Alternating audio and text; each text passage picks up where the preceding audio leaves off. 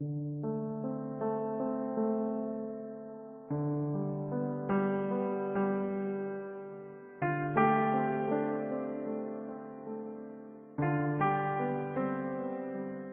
Church of Scientology has not allowed SeaOrg members to have children since 1996.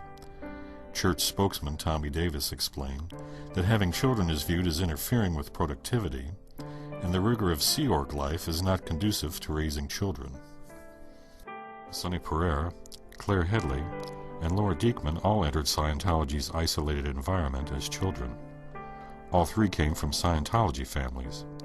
Diekman started working full-time for the SeaOrg when she was just 12 years old. Pereira started at 15, Headley at 16. Because of the SeaOrg's work demands, the three had few real-world experiences during their teenage years and as young adults. One by one, the women became pregnant, and all did the same thing, thinking they had no other choice. They put you in this position where you're weighing the lives of all these people you're supposed to be saving against this one little tiny speck of nuisance that's growing inside of you, and make it seem so unimportant. I was pounded in for 2 days by the top person in my organization, the commanding officer, about how the baby wasn't a baby yet, it was just tissue. It wouldn't matter if I aborted the baby. The policy was if a staff member became pregnant, that they were to have an abortion. And there was 2 instances in the entire time that I was there where I saw women actually try and go against that. And in those cases, those women were on heavy labor, washing dishes day and night. The other one was digging ditches while pregnant.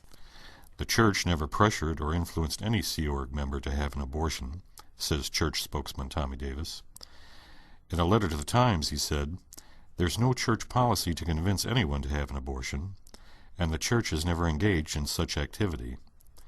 SeaOrg members wanting children must leave the organization," he said, "but are treated with compassion and supported financially in their transition."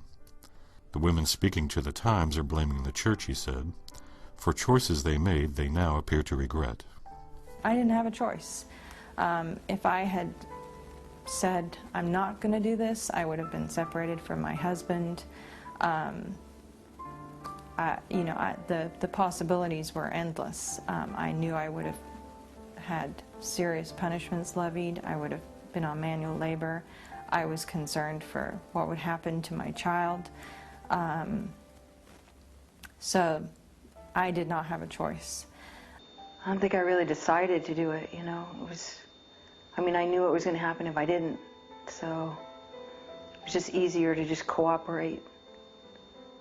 It was a mechanical decision. It was not a heartfelt decision. It wasn't a emotional decision. It was like, okay, well, we're going to have to. They do, we do an ultrasound before the procedure, so you see the heartbeat. And I go in, and the last thing I remember is I'm laying there, and I was like, they gave me the drug to knock me out, and I was like, no. I was like, but it's too late. I'd already done it. It's just criminal to make someone go through with that. And my lawsuit specifically asks for an injunction that makes it illegal for them to require employees, female employees, to go through with abortions.